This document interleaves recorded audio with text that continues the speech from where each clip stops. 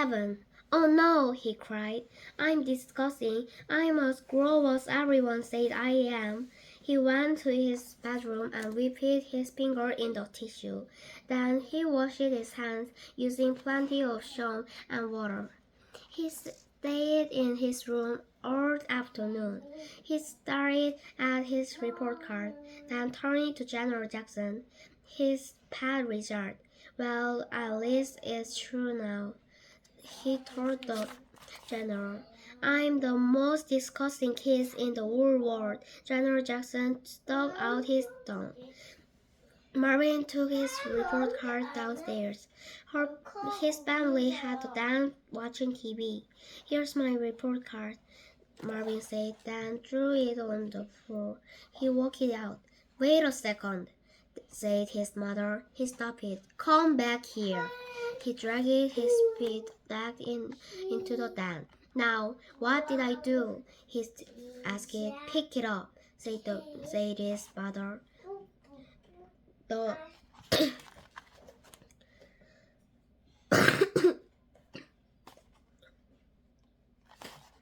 said his mother. The report card lay out on the blue and white dog. No, said Marvin. Your father asking you to pick it up, said his mother. You pick it up, said Marvin. His mother stared at him. He stared right back at her. He didn't know why he was doing this. He got his parents mad at him before they even saw his report card. But what could you expect from the most disgusting kid in the world? Lindsay picked it up. Here, Marvin, she said. She took it from Lindsay and handed it to his mother. Jacob looked at Marvin and slowly shook his head. Can I go now? Marvin asked. No, said his mother. He watched his mother read the report card. Then he handed it to his father. What happened, Marvin? His mother asked. His father was still reading it.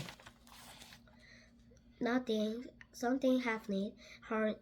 His mother said. I know you got some sort of fighting with Nick and Stuart. I thought it would pass. I figured you'd be friends again by now. We didn't get him a bite, said Marvin. They just don't like me. Why not? Asked his mother. Because I'm disgusting. I'm the most disgusting kid in the school. His father read aloud from the report card. Unnecessary behavior, unnecessary habits. What did you do? I picked on my nose, Marvin shouted. I'm the world's biggest nose picker. Jacob cracked it up. Sorry, Ma, he said.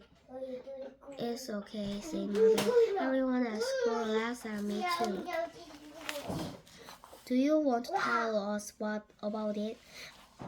Asked his mother. There's nothing to tell, said Marvin.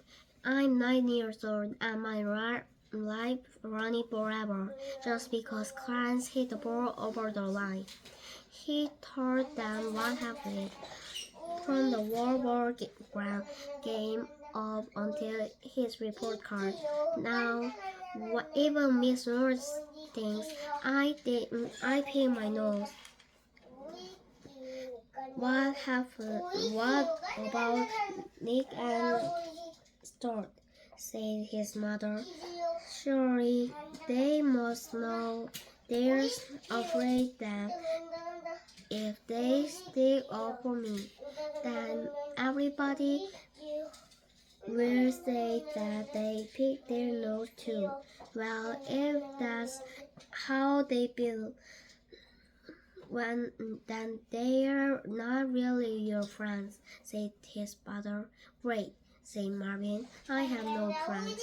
Maybe we should talk to Miss Moore, suggested Marvin's mother, and tell her you don't pick your nose. He won't believe you, said Marvin. The more you say you don't pick your nose, the more everyone thinks you do. His parents looked at each other. Jacob, said his mother, you're of course Marvin age. Has anything like this ever happened to you? Jacob thought a moment. I remember when I was in the third grade, he said, there was this new kid, very collector. Everyone used to pick on him. What's happening? Asking her mother. Never mind, said Jacob. What? Said asking Marvin. Well, I used to pick on him too. Jacob admitted, I remember I once told everyone that Larry still more diapers. He had to show everyone his underpants to prove he didn't. That's awful, said his mother. I know, said Jacob. I still feel bad when I think about it. So what happened to Larry? Asked his mother. Nothing, everyone just kept on hating him. Or third grade, then he moved away. Maybe they liked him at his new school, said Lindsay. I hope so, said Jacob. We could move, suggested Marvin. You don't solve problems by running away from them, said his mother. Then what should I do, said Marvin. I can't get into a fight with Clarence. He's beat on me. I can beat him for you, said Jacob.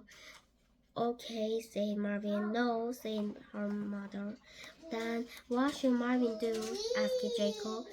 You two supposed to be smart. Marvin looked at his parents. They just sat there. They were stumped. But then someone came up with the answer. It wasn't his mother or brother, or even Jacob. It was Lindsay. And it wasn't exactly an answer. It was a question. 8. Why is it bad to pick your nose? Asked Lindsay. Marvin looked at his little sister. It was disgusting and gross thing to do. He said. Why? Said Lindsay. It just it, said Marvin. He was in no mood for Lindsay's stupid questions. She could ask why 100 times in a row. Why? Asking Lindsay. I picked up my nose. It's okay when you are 4 years old, said Marvin. It's bad when you are older. Why? 'Cause it is. But then Marvin's mother also asked, why? Marvin looked at him. What's so bad about picking your nose? Asked his father. I picked my nose.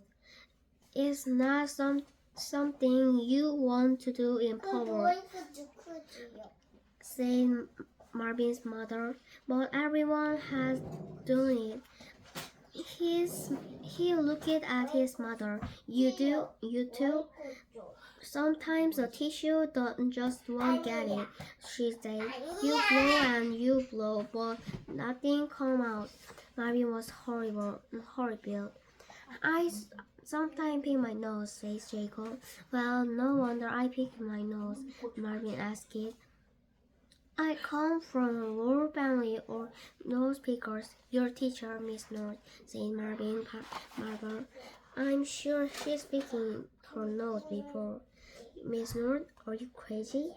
The President of the United States has picked his nose, said Marvin's mother. Marvin looked around the room, from his mother to his father to his brother to his sister. Either he came from the most disgusting family in the world, or he knew what question he'd ask for the class summary. 9.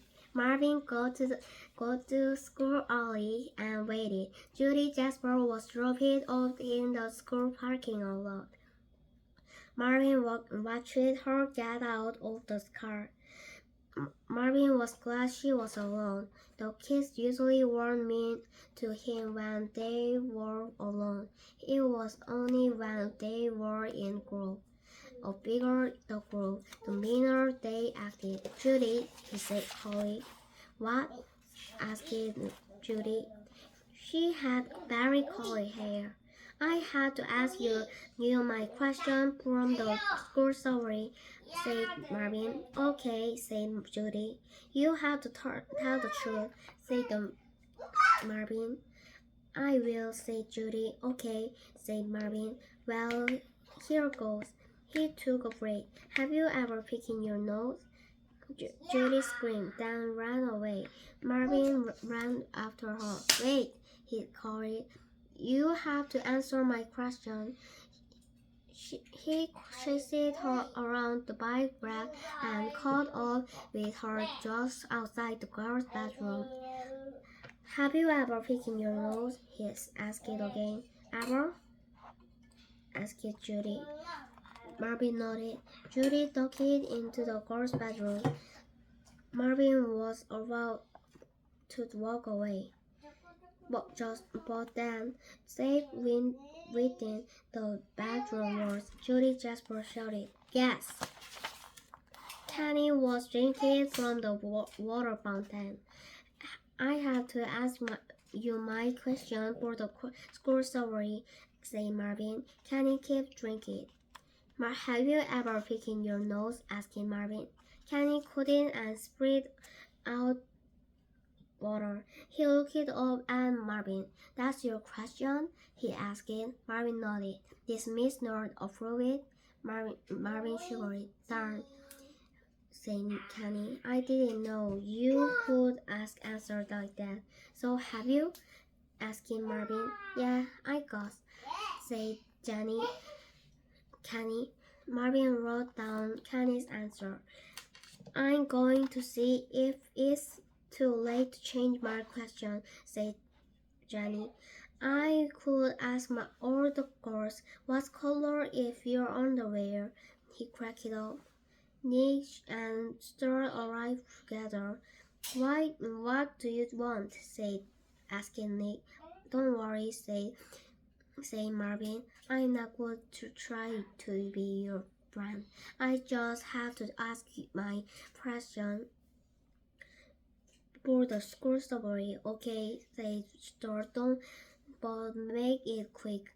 He looked around to make sure no one was watching. Have you ever picked your nose? Asked Marvin. Give me a break, said Thornton. Just answer the question. Said Marvin. No one's ever going to like you if you keep asking questions like that, said Nick. Just answer the question. As I picking my nose, said Stuart. Are you happy? Me too, said Nick. But I don't go around talking about it. What do you want? No, Pace. Asked Clarence. I have to ask you my sorry question. Just don't get any of your boogers on me, said Clarence. Marvin looked at him.